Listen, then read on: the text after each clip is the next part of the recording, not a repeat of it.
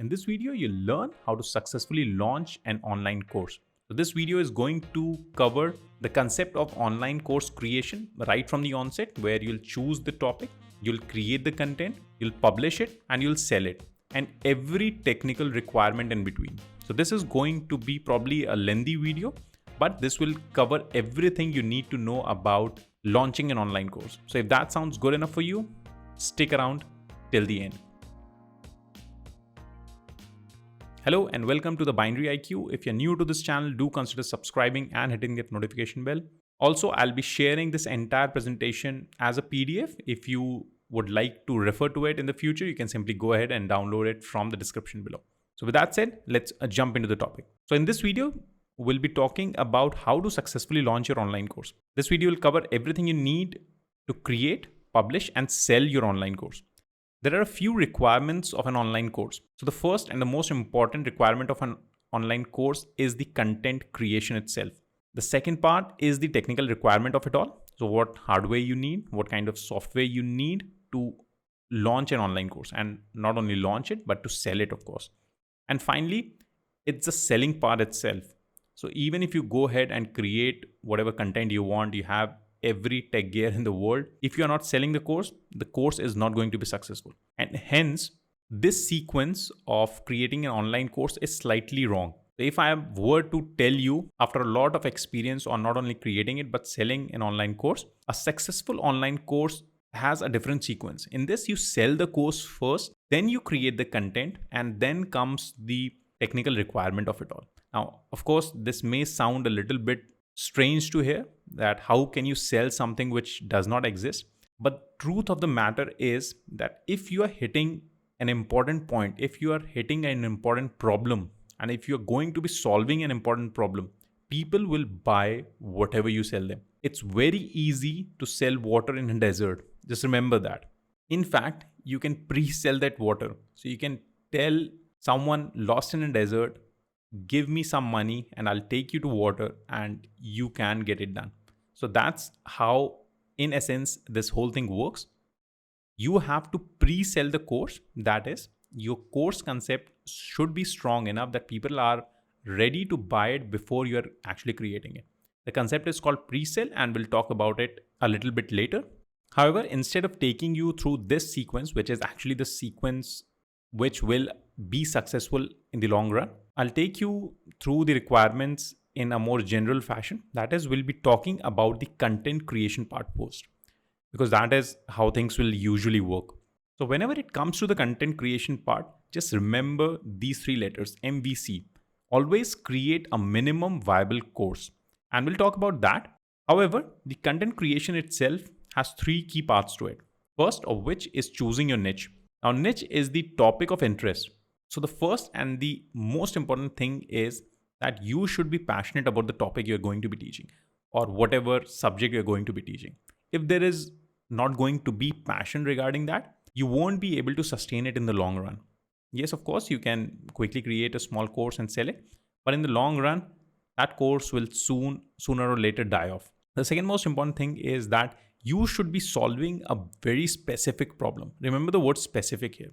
So we are not going to go after broad problems whenever you're creating your first course. Choose a very specific problem and solve that. Just to reiterate that, don't try to teach everything related to everything.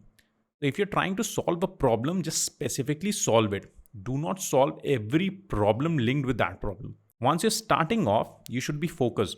You can, of course, expand later. So if you're starting off with a problem, start off with a very specific problem, and later you can expand on it. So you can touch upon adjacent problems, and you can start to expand your course further. A high demand and a low supply problem or a solution will be very easy to sell.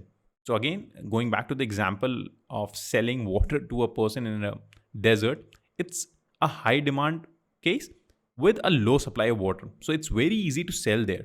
However, if you're entering a market which is already capped off, you should be thinking about creating a course which is not just a little bit better, but at least 10 times better.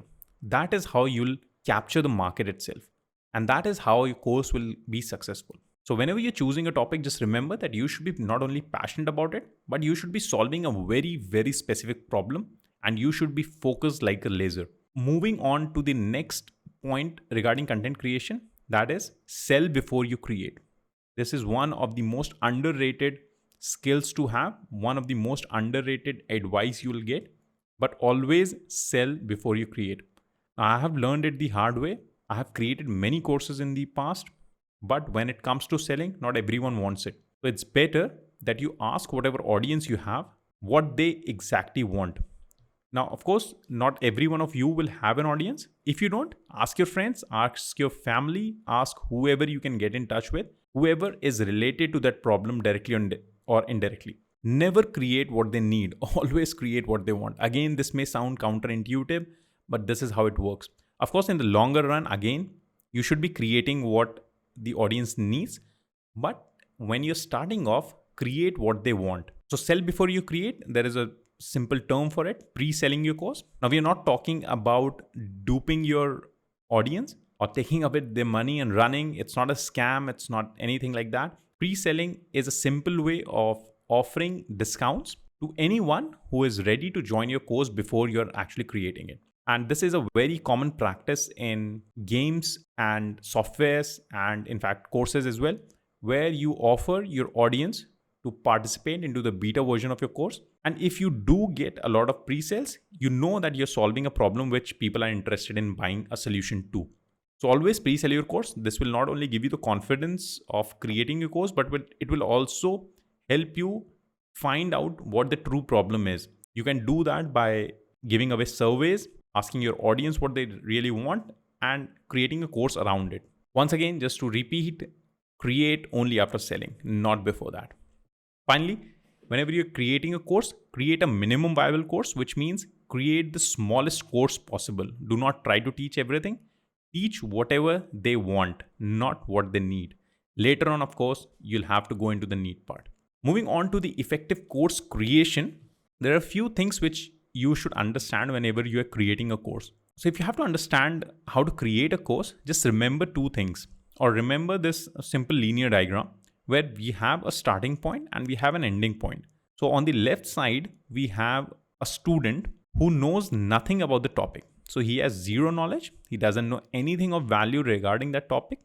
So for example, in my case, if I'm just talking about one of the courses I teach, which is on StatPro, the student may have heard about what a StatPro software is. So StatPro, by the way, is a structural analysis software. So on the left side of the spectrum is a student who has zero knowledge about what is StatPro and how it works.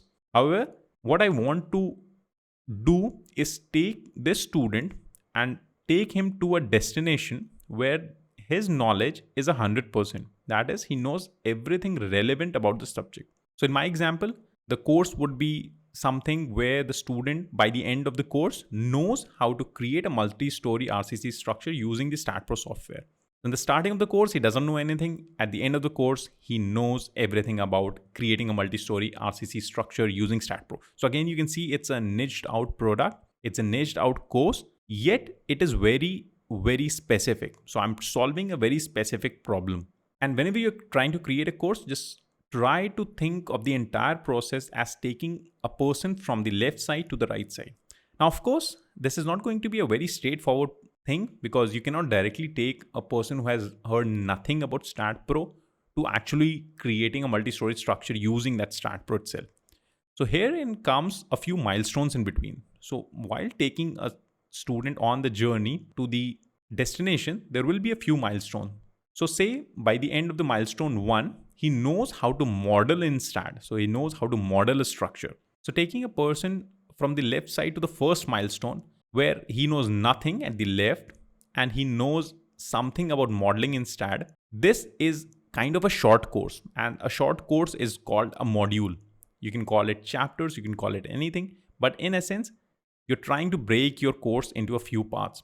Moving ahead, the second milestone would be something like the student will be able to apply loads in the StatPro software itself. So you have taught him how to model it. The next part is telling him how to apply loads. This again will become module 2. Similarly, we can talk about module 3 and module 4, where he knows how to do analysis and design in Stat. And finally, after teaching everything about Stat, you can teach him about using those concepts to create a multi-story RCC structure. Now, just don't think that one of these flags is a lesson or a topic or a video. This is going to be a module. So this is an entire module wherein again you'll talk about specific things in between. So for example, a module 1 could consist of 4, 5, 10 videos where you're talking about modeling, how to model, how to select, how to delete, and so on and so forth. Then we'll move on to the second module. After he knows about modeling itself, you can tell him about how to apply loads on those models, on those beams and those columns and so on. So whenever you're thinking about effective course creation, just try to remember this linear graph where you know that a person knows nothing on the left and he knows everything on the right, and you have to take him from left to right in the best and the shortest way possible. That is going to be an effective course creation process. Moving ahead, from the content creation to the technical requirement itself, where we'll be talking about hardware and software. But before we dwell into that, about what hardware and software you need, just remember, let's start with whatever you have. There is an 80-20 rule which says that the 80% of results are brought in by 20% of your efforts. Similarly, when it comes to course creation, the most important thing in your course is going to be the content itself, which will lead to 80% of the results or 80% of the value. Of course, you can fine-tune it to reach 100 by providing the best quality and polishing your content wherever the need be. However, just remember to not start with everything. Start with whatever you have. So this is what a simple setup may look like. Just a laptop. You have a laptop, you create content, you publish it. Done. Simple. So try to keep it as simple as you can get away with. In my case, I also started with just a simple laptop, tried to make videos like this, and that's how my journey began. However, right now my setup looks something like this. Again, it's not too complicated, but it is relatively complicated. But I have added everything only when the time came. So I added a camera when I needed it. I added a mic when I needed it, and so on and so forth. Again, start with whatever you have, add only what is needed. So let's start off with the hardware and software part. Now, the hardware and software requirements fall into 3 categories. Whenever you're trying to create the course itself, it will flow through three key steps. So the first part will be creating those videos. Now, by the way, I'm trying to talk about this online course in terms of video course. You can, of course, create an email course and so on and so forth, but my focus will be on the video course, something like we are going through right now. So the first part of it is the content creation itself, wherein we have unedited files. The second part is going to be where we'll be editing the files, and the third will be publishing or selling that course. So let's move on to it one by one. So the first part is the content creation itself. Now the content creation will involve a few ways of creating those content.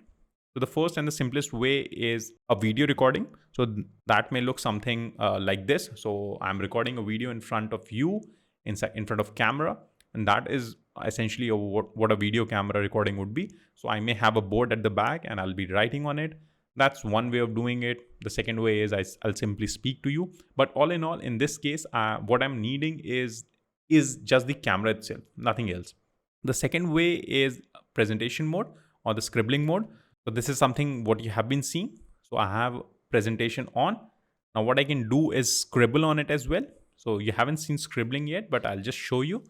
So I have my pad here, so I can just scribble on this. I can do whatever I want. And that is what scribbling on a presentation mode would be. So if I have to tell something or I have to point it here, I have to tell you about what scribbling is. And that's how scribbling works in a presentation mode. Next part is, or the next way is screen recording itself. So if I'm trying to record the screen, which is, in this case, I'm also recording a screen, but this is a presentation mode. So a screen recording would look something like this. So here I am on the Podia website. So whatever I'm doing right now, you can see it. And that is what essentially a screen recording means. So you are seeing a recording of whatever is going on in my screen.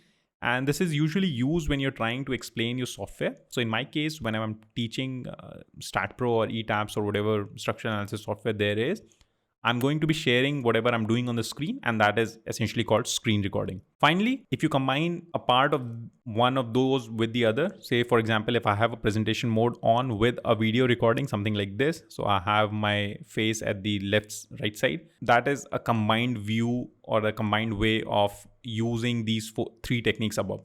So you have a video recording and presentation mode going on. Similarly, I can go back to the website I was showing you earlier, and that would be a combination of video recording and screen recording itself.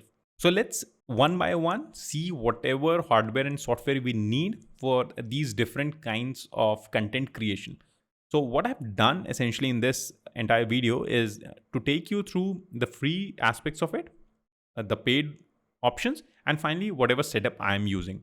So when it comes to video recording, the easiest way of recording with whatever you have and the free version of it is use your bloody smartphone. Every smartphone right now has one of the best video cameras available. Use that. Or if you're using a laptop, you can simply use the webcam or built-in webcam, although it doesn't work as well, but you can of course use it if you're going for the free route. The paid version will be purchasing a dedicated webcam, and further the more expensive option is using a DSLR. So my setup started with using webcam on my laptop, and later it moved on to me purchasing Logitech C922 USB webcam, which was a good webcam. Right now I'm using Canon 80D with the Elgato Game Capture 8 HD60S, which helps me stream all the videos I want. So my setup consists of this Canon 80D camera and an Elgato Game Capture. So this helps me stream whatever feed I'm getting from this Canon directly into my laptop. So if you're recording yourself in your course, you'll need to have good lighting. And for lighting, you can go through the free route of using the natural daylight. Just open up all the windows and try shooting the videos during the daytimes, or you can use the existing light fixtures in your home, in your room. The paid version will be using focus lights or using a studio setup light. I started off by trying to create videos during the daytime. Later, I moved on by purchasing a few LED bulbs, placing it in front of me, trying to get some light out of it. And later, right now, I'm using a studio light setup, which consists of a Godox 80 centimeter softbox. I have a double light socket, which has a massive LED bulb inside it. That is an E27 socket, so I have to convert it to the national standard, which is B22. And then I have the bulb and the tripod stand and so on and so forth. So this is on the right side. You can see this is what my lighting setup looks like. It's relatively simple yet, but I have to use it during night when I'm trying to film a video. Moving ahead, you'll of course need to have audio in your video most of the times. The easiest way is using the inbuilt microphone. However, in my honest opinion, if there is one thing you can spend your money on, just spend it on a microphone. People can watch horrible looking videos all day long, but they cannot listen to horrible audio. So the paid versions include a headphone and a microphone combo. You have a lavalier mic, you have a dedicated microphone. I started off using a simple headset which had a microphone in it, which was a Philips version SHM. Then I moved on to a lavalier mic, a lapel mic using, which was a Boya omnidirectional lavalier mic. Right now I'm using this Blue Yeti USB microphone, and quite honestly, this is one of the best investments I have made so far, even better than the DSLR itself.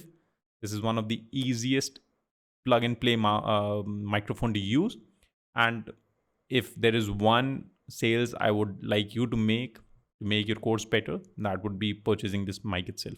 So we have the hardware done, at least for the most part. Once you're going into the presentation style, as I showed you, we have a video recording style, then we have a presentation style. So in the presentation style, the free option is of course using the Google Slides. You can make free slides using Google Slides, and you can present them either on the screen or whatever the case may be. The paid version is the Microsoft PowerPoint, and my setup of course uses my Microsoft PowerPoint. So right now what the presentation you're seeing on is Microsoft PowerPoint. So if I just hit escape, you can see this is Microsoft PowerPoint. I'll just go back to the presentation mode. Moving ahead, if you want to scribble in your presentation, so earlier I showed you can scribble on your presentation, something like this or something like this or whatever the case may be. You will need some kind of hardware. The free version, of course, is using the mouse or the trackpad on your computer. So I can use this mouse to write on it. However, I have a graphic tablet which I use. You can go through the route of using an iPad as well. My setup includes most of the time this Intuos Pro I have, and sometimes I use iPad Pro if I'm just going to be scribbling and showing off formulas or writing on the screen. So my setup currently looks or has this Wacom Intuos Pro graphic tablet. So how it essentially works is the screen you're seeing right now, the black one, mimics the screen on the computer itself. I write on this and it scribbles on the screen itself. That's what a graphic tablet is. Of course, I have an iPad Pro as well, not to flaunt off, but I use it for various purposes, not usually for scribbling in presentations, but I do most of my writing work on an iPad these days.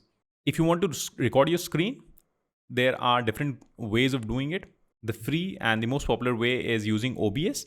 It's a software. You can simply download it from the OBS website. By the way, everything I'm sharing right now, all the links will be in the description below. You can go ahead, download them. If they're paid, you can purchase them. The free way is using OBS. The paid way is using a software called Camtasia. Again, my setup started out off with Camtasia, a paid Camtasia version. But later these days I have moved on to OBS most of the time because it's much easier, and Camtasia is used for a different purpose as well, which I'll talk about. Finally, one of the most underrated things to have in your arsenal is a note-taking software. A note-taking software is somewhere where you write your notes. So this can be a notebook as well, where you'll scribble on with your pen. However, I'm trying to use technology as often as I can. And the free versions, of course, include Notepad, Google Docs, and Notion. So Notion is a note-taking software. I'll probably make a series on Notion itself. It's one of the best things to have. And it's kind of a second brain to have. Everything you study, everything you learn, you can put it in Notion. And whenever you want to refresh whatever you have learned, just jump into Notion. Everything is right there. The paid version, of course, is Microsoft Word. You can take notes on Microsoft Word as well. My setup consists of using Notion. I'll quickly take you through Notion as well. So this is what Notion looks like. You have different dashboards. You can create pages inside pages, and that is essentially how it works. So you can see I have a civil black box. I have the YouTube, everything, every videos inside that YouTube channel I have, all the links, everything. So this is a kind of a place where I can store all the things I know, all the things I've read, and I can come back to it in a second and get all the information out from it. So my setup in a note software includes Notion only. Let's move on to the second point. So we have now created our unedited content in whatever form. So it could be a screencast, it could be a video, it could be a PPT, or it can be a combination of the above. Now we move on to the editing part itself, which will consist of taking those unedited files and polishing them. So there are three forms of editing which you'll usually do. The first and the most frequently done would be video editing. The second would be photo editing, and the third would be document editing. So video editing involves cutting bits and pieces of your video to remove all the pauses, to remove all the mistakes you made during talking, and coming up with a video which looks polished, which looks without any hiccups.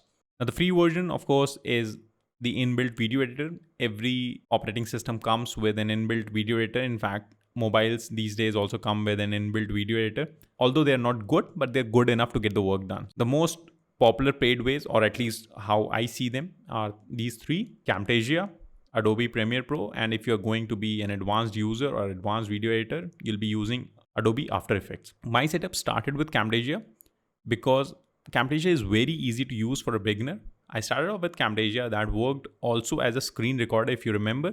So that was working well for me. However, there are things which you cannot do in Camtasia very fast.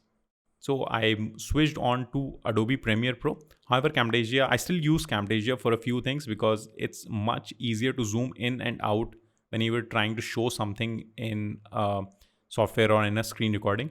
For that purpose, I use Camtasia, but for most of the other things of simple editing, I use Adobe Premiere Pro. And if I'm trying to show off some crazy things in the video itself, I use Adobe After Effects. But most of my setup involves Camtasia and Adobe Premiere Pro. The photo editing software, this you'll probably need if you're trying to create thumbnails or whatever the case may be. Again, every operating system comes with an inbuilt image editor. Every mobile comes with an inbuilt image editor. You can use that, or you can use the service like canva.com. You can just go to www.canva.com. You can create numerous kinds of thumbnails. It's absolutely free, and it's great to have.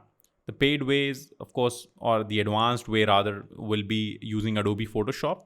My current setup is mostly 50-50 around Canva and Adobe Photoshop. I take inspiration from Canva thumbnails. So those are pre-made templates out there. I use those to get some kind of visual feedback, visual inspiration, and then I use Adobe Photoshop to make it even better. Finally, document creation or document editing. You can use the free Google Docs version. The paid way of it is using Microsoft Word. Again, my setup involves Microsoft Word because I already have the Microsoft 365 software in my arsenal. I use it for PowerPoint, Word, and Excel anyways. So it's better to use that setup which I have. Finally, once you're done with the unedited files and the edited files, we move on to publishing your course or selling your course. For that, we require a few things. We require a learning management system, and I'll talk about learning management system in a bit. We also require an email marketing software. Of course, email marketing is not essential, but in my opinion, it's one of the most important things to have. You'll also need a website wherein you can get students to purchase your course, or they can view whatever you're trying to offer. And finally, you should, or you can have a way to go live and talk to your audience, your students. So let's look at them one by one. The first one is the learning management system. So this is what one of my online courses looks on, the learning management system which I'm using, which is Podia, wherein you have the modules. So you can see we have the course introduction, we have the basics of structural design, we have the start interface and basics. So these are the modules, and inside the modules we have videos and documents and links or whatever the case may be. So a learning management system basically takes all your content or all your lessons and presents them to your student in a comprehensible way. You can just move on to one video, you can move on to the next video, and so on and so forth. Everything you are done will be crossed off, and that way you go through your entire course. So the free learning management systems out there are YouTube.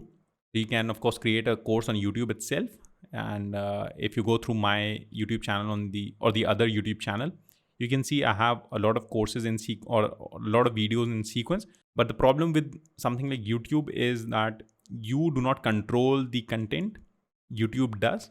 Also, you cannot have the students focus on only your videos, because once they're seeing a video, they get a recommended video, they can move on to the next video or to some other channel, to some other video. So there is a lot of distraction there. Then there are websites like Udemy and Skillshare where you can simply upload your videos or your course itself, and it will look similar to what I showed you. But again, the problem there is that you do not control the selling part of it. Also, you'll be competing with many alternate courses. So there is a possibility that someone who is viewing your course will be easily distracted and will see some pop-up from some other channel or some other course and will move on to that. Now, the paid versions include Podia, Teachable, Thinkific, Kajabi, and many other LMS softwares out there. I personally use Podia. I showed you a small demo too. I'll be making an entire series on Podia too. If you are interested in that, do leave a comment. Moving ahead, you should have an email marketing software which consists of the ability to email your audience. So you can send them personalized messages, mails, so that you can end up pitching your product. You can end up giving them value, and so on. The free versions include a review, Sending Blue, MailChimp, and MailerLite. Most of them have some kind of restrictions on it. The paid ones, the best one out there, in my opinion, is ConvertKit. However, Podia does a good job of email marketing, and since I'm already using that for my LMS, it's better to use that for my email marketing as well.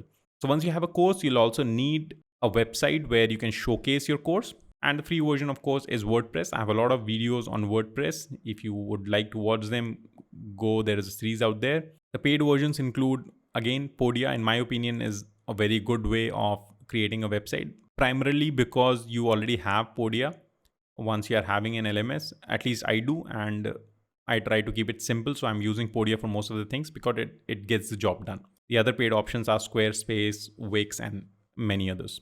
Finally, you should have an ability to create webinars or live videos.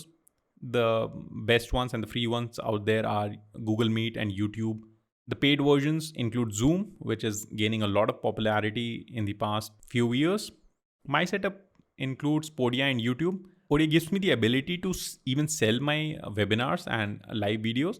It also gives me the ability to control the audience. So if I'm just going directly on YouTube, I do not have the ability to control what kind of audience comes in. So there may be some nuisance creating audience which can come in. With Podia, I can simply create a webinar, plug that webinar inside Podia, and give links to only those whom I want to share this entire live video with. So my setup, again, as you can see, I'm using Podia for different purposes because it does the job very well. So all in all, whenever you're trying to create an online course, and most importantly in a successful online course, you should be focusing on selling your course. Now, although I'm teaching it at the end, but this should be the first step.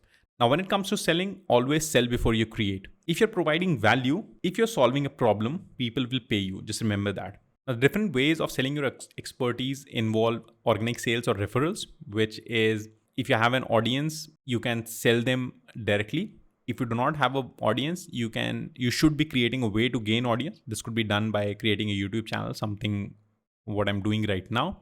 You can go to the route of blogging if you're a good writer, or if you like to write at least. You can go through the route of podcasting. You can answer questions on Quora, and that way you can gain audience and a following. You can create a Facebook page, give value, and get followers. You can also create an Instagram page, create value.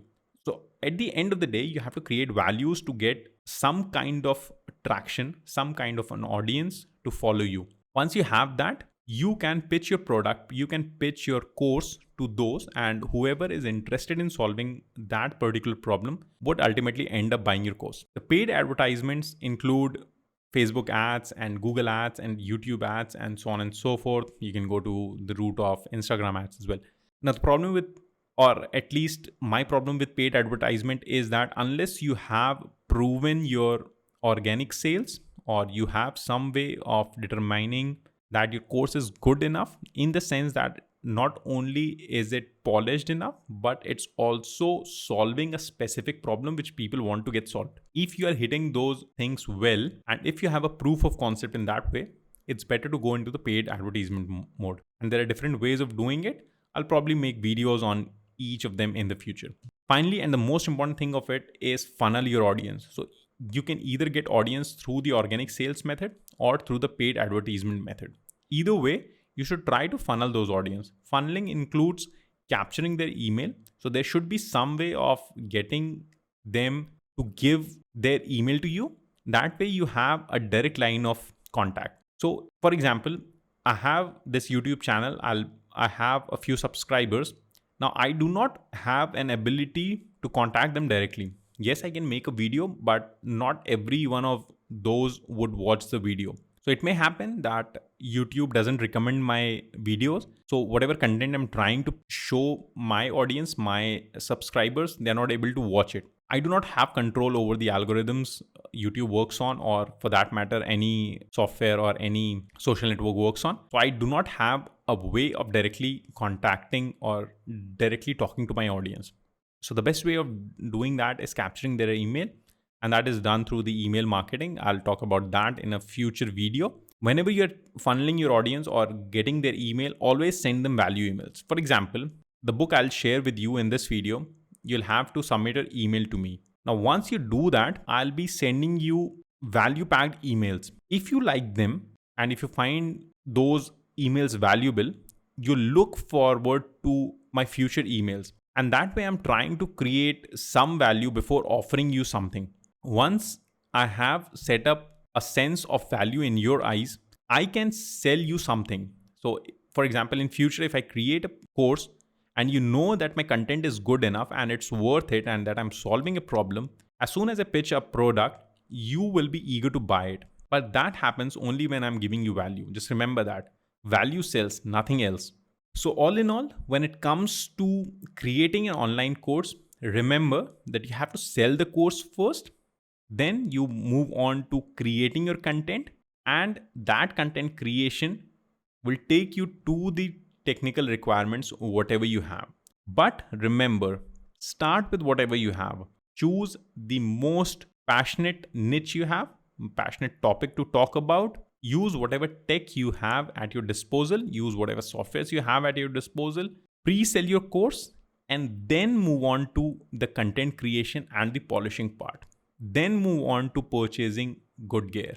So I hope you liked the video. If you did, do not forget to hit that like button. It really helps with the motivation as well as the YouTube algorithm. If you want me to create a video on some specific topic related to softwares and hardware, do leave your feedback in the comments below. I really love reading your comments. Thank you for watching the video, and I'll see you on the next one.